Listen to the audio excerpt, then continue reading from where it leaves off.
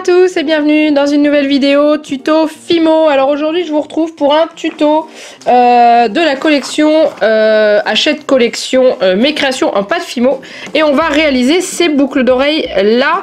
Alors pas la même couleur, mais le modèle est le même. Alors je les ai déjà réalisées moi-même une première fois. Sauf que je les trouve trop grosses, vous voyez, par rapport à la taille de ma main, je trouve qu'elles sont un peu trop lourdes et j'aimerais refaire la même chose avec vous, mais un petit peu plus petite pour que ce soit plus facile à porter, je trouve. Donc moi je les avais faites comme ceci avec un dégradé de bleu et de blanc, et là aujourd'hui j'ai changé au niveau des couleurs, et du coup j'ai choisi de prendre du jaune tournesol. Je vous montre le code, le numéro 16. J'ai choisi de prendre ensuite un rouge. Comment ils mettent? Rouge indien, numéro 24. Et bien entendu, du blanc, donc la numéro 0. Ensuite, on va avoir besoin d'une lame, d'un rouleau spécial Fimo, donc soit en inox, soit en plastique, enfin PVC transparent. De deux supports à boucle d'oreille. Et bien entendu, de clous. Donc comme je vous disais la dernière fois, donc ça se trouve sur Amazon, vous tapez clous bijoux et vous trouvez ça, ça vaut rien du tout, c'est vendu par paquet de 100 ou 200. Ensuite vous aurez besoin des pinces à bijoux, donc ça c'est pour pouvoir monter vos boucles d'oreilles après la cuisson, et de la pâte crado. Alors la pâte crado c'est quoi? C'est les chutes de pâte qu'on garde en pâte Fimo, parce que on s'en sert quand c'est caché dans les créations, pour éviter d'utiliser trop de Fimo pas mélangé. Donc voilà, donc moi j'ai un reste de plein de choses dedans. Donc on est parti. Alors je vais essayer de les faire plus petites, mais déjà il va falloir qu'on obtienne ce fameux dégradé là. Voilà. Donc on va prendre différents morceaux de pâte. Donc déjà je vais prendre la moitié de mon blanc, je pense, parce que le but c'est de pas en faire énormément, parce que vous voyez la dernière fois j'avais tout ça en chute, donc c'est un peu dommage. Donc comme d'habitude hein, pour la pâte Fimo, on malaxe et ensuite on la met en boudin. Donc je commence entre mes mains et ensuite je le fais sur ma table. Je vais faire pareil avec mon rouge. Je vais prendre de l'autre côté parce que là j'ai un petit peu de jaune qui traîne. Donc pareil, je prends un petit peu. Je vais malaxer. Alors pour ceux qui connaissent pas l'astuce, si jamais comme vous avez des pâtes Fimo qui tachent, donc par exemple la rouge elle a tendance à tacher plutôt bien les mains, vous prenez des lingettes pour bébé pour nettoyer votre plan de travail et ça marche tout seul. Et pour nettoyer vos mains aussi entre deux couleurs quand vous vous servez par exemple de rouge et puis après vous allez manipuler du blanc, comme ça vous évite de tacher votre pâte. Une fois qu'on a malaxé la rouge, on fait la même chose que pour la blanche, on la roule.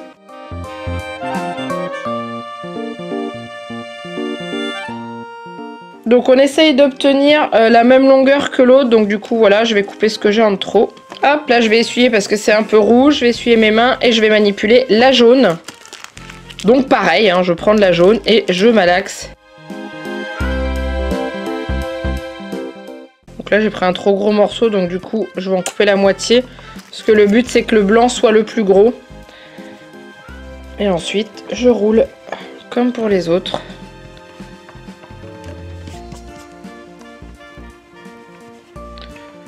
Et comme pour la première, je mesure avec la blanche et je coupe ce qui dépasse. Donc j'ai mes 3 boudins de pâte Fimo, je vais les accoler les unes aux autres, tout simplement, comme ceci. Voilà, et ensuite, je vais torsader. Voilà, une fois que j'ai torsadé, je roule un petit peu sur mon plan de travail. Voilà, comme ceci. Je vais les plier en deux comme ça et je vais torsader sur elles-mêmes. Voilà, et pareil, je roule sur mon plan de travail. Et ça, je vais le répéter au moins un certain nombre de fois. En fait, quand vous jugez que le dégradé vous plaît. Donc là, par exemple, hop, je continue. Et vous allez voir après ce que ça va faire, comme c'est joli. Donc en fait, le but, c'est que les couleurs ne se mélangent pas entre elles complètement, c'est-à-dire pour obtenir un espèce de jaune orangé clair gris, avec du rouge, c'est que ça fasse des dégradés dedans, des lignes. Vous voyez comment ça fait? Voilà. Hop, allez, je vais le faire une dernière fois et normalement ça devrait être bon. Voilà. Et ensuite, pour vérifier si le dégradé que j'ai à l'intérieur va me plaire, et du coup pour obtenir ce fameux dessin comme ceci, je vais découper avec ma lame, ici, au bout. Voilà, et regardez à l'intérieur ce que ça donne. Voilà, et c'est ça qui va donner le dessin. Donc maintenant, ce que je vais faire, c'est que je vais couper, comme un saucisson, des petites tranches, un certain nombre pour pouvoir recouvrir les 4 boules en fait que je vais faire pour les boucles d'oreilles. Donc je coupe pas des tranches trop épaisses. 1 mm d'épaisseur, ça suffit largement. Voilà, et en fait, ça va vous donner des petites tranches comme ceci. Hop, et après, vous les écrasez pas, vous les coupez bien. Donc il faut impérativement une lame qui coupe. Si vous n'avez pas une lame souple comme moi j'ai, vous prenez une lame de cutter toute simple, sortie toute simple, et vous coupez comme ça, comme je le fais.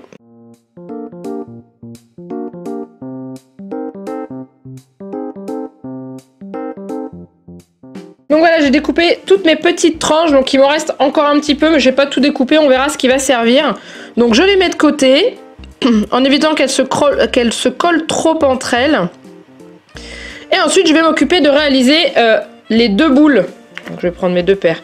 Les 2 grosses boules du bas et les 2 plus petites au-dessus, sachant que je vais les faire plus petites que celles que j'ai faites là.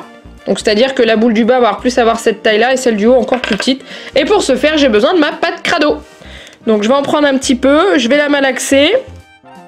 Et là maintenant, mon but c'est de réussir à trouver la bonne dimension pour faire mes boules de boucles d'oreilles. Donc bah, après, ça va être du test. Donc eux ils disent d'utiliser un emporte-pièce pour pouvoir les faire. Le problème qu'il y a, c'est que je n'ai pas d'emporte-pièce à la taille que je veux, puisque eux ils utilisent un gros. Donc du coup bah, je vais couper et je vais rouler dans mes mains et je vais voir ce que ça va donner.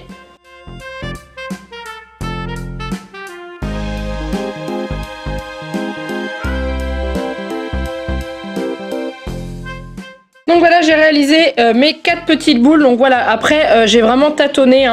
Donc celle-ci elle doit faire 1,5 cm à peu près. Et celle-ci doit faire 1 cm de diamètre. Voilà, vous avez la différence par rapport à la boucle d'oreille que j'avais fait avant. C'est pas tout à fait la même taille, sachant que les boules vont grossir un petit peu avec ce qu'on va utiliser. Donc on va passer à l'étape et on va recouvrir tout simplement les boules des petites tranches qu'on a fait. Et c'est ça qui va créer ce dessin. Donc vous prenez la boule. Vous prenez une petite tranche, vous la posez dessus, voilà, et vous faites ça tout le tour de votre boule pour recouvrir 2 petites tranches avec les dessins. Voilà, c'est tout. C'est tout simple à faire, c'est ça. Et après, le but, c'est qu'on ne voit plus du tout la couleur qu'il y a en dessous. C'est pour ça qu'on utilise cette pâte moche. Et du coup, vous allez voir. Alors là, vous allez me dire, ouais, mais il y a des trous et tout. Comment tu fais? Vous allez voir après. Je vais vous montrer tout ça. Déjà pour l'instant, je recouvre tous les gros espaces. Voilà. Hop. Ici. Et là j'en mets une toute petite. Je dois bien avoir une toute petite qui traîne, qui est cachée quelque part. Voilà. Juste ici. Donc là, quand on regarde comme ça, c'est pas joli. Et ben en fait, tout simplement, vous allez rouler la boule dans vos mains. Ce qui va étaler et du coup boucher les trous. Regardez, c'est déjà plus joli là d'un coup. Voilà, et on roule jusqu'à ce qu'il n'y ait plus de trou. Là vous voyez, il me reste encore un trou, alors je pousse, j'essaye de boucher et je vais rerouler dans mes mains. Et après on essaye vraiment de cacher, donc s'il y a un petit peu qui revient, on triche un petit peu, on remet un peu de pâte comme ça, voilà, et on reroule. Voilà, le but c'est qu'on n'ait pas d'énormes trous et tout, et qu'une fois que c'est bien roulé comme ceci, voilà, vous avez la première boule de votre boucle d'oreille. Donc on va faire la même chose pour les 4 et ensuite je vous montre comment on met les petits clous.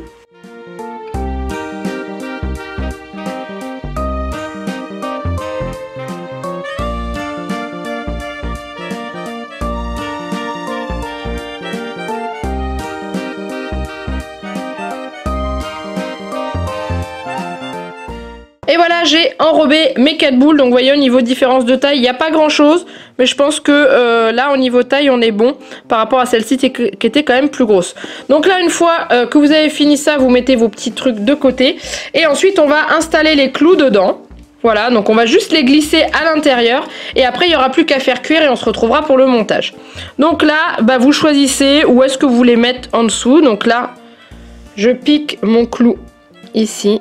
Je m'arrange pour que ce soit bien droit. Voilà, je force pas, je laisse rentrer le clou tout seul. Et il ressort juste ici. Voilà.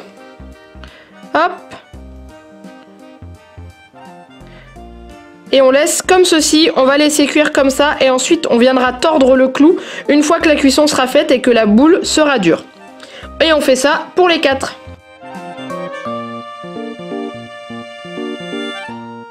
Donc voilà, j'ai mis mes picots, enfin mes clous sur mes 4 boules. Comme ceci. Voilà, et donc maintenant je vais aller les faire cuire 30 minutes dans un four préchauffé à 110 degrés et ensuite je vous retrouve juste après pour le montage. Alors ça y est, je vous retrouve, la cuisson est terminée, donc voilà ce que ça donne, donc elles sont juste dures. Voilà, donc là on va maintenant les monter en boucle d'oreille, donc je vais prendre une grosse et une petite boule et je vais les assembler ensemble. Donc pour la grosse, je vais juste avoir besoin de réaliser une boucle en haut, comme ceci. Et après, je vais plier. Donc, je vais couper un petit peu de tige parce que c'est trop long. Donc, voilà. Et après, je vais rouler, enfin, entourer comme ceci. Et ensuite, je vais pincer en bas. Voilà. Comme ceci. Hop. Et ensuite, pour celle du haut, c'est un petit peu différent. C'est-à-dire que je vais décoller comme ça la boule de la tige et du coup je vais faire un petit peu glisser la tige vers le bas et je vais faire une boucle en haut et une boucle en bas. Donc en bas je vais faire sauter la petite tête du clou, donc je vais vraiment couper au ras. Voilà, hop, comme ceci. Donc là maintenant j'ai une tige qui fait les deux côtés et je vais faire une boucle en haut, une boucle en bas.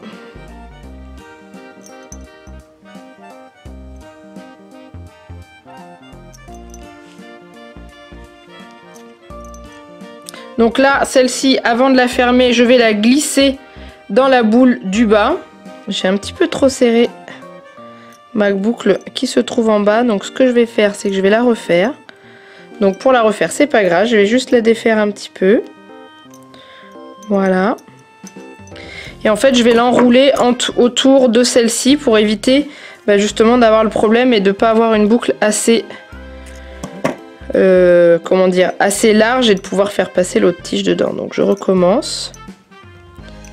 Hop, voilà. Hop. Donc je vais tenir avec cette pince là, comme ceci, si ça veut bien se mettre, et je vais enrouler l'autre autour. Alors, si jamais votre petit clou vient à se casser, c'est pas grave, on peut toujours en remettre un, d'accord? Parce que une fois qu'il est mis dans la dedans, on peut toujours en remettre un. Donc là j'ai une boucle un peu plus grosse, donc hop, je vais la refermer. Voilà, et là je vais pouvoir faire passer celle-ci dedans, comme ceci, et je vais ensuite refermer cette petite boucle. Le but c'est que ça arrive à naviguer en fait.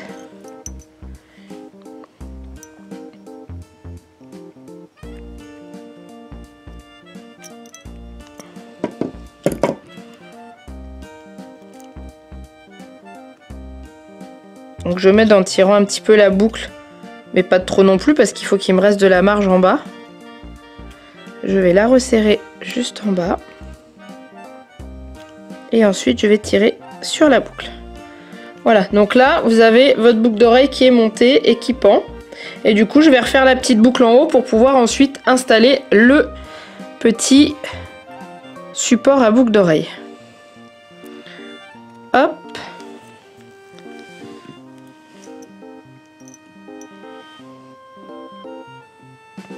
Aussi je me fais plus avoir hein, comme tout à l'heure, je fais déjà le tour. Donc je vais glisser avant de fermer en totalité la boucle, le support à boucle d'oreille dedans comme ceci et ensuite je vais aller fermer ma boucle tout simplement. Voilà, donc j'ai ma première boucle d'oreille qui est montée, je vais faire la même chose avec la deuxième.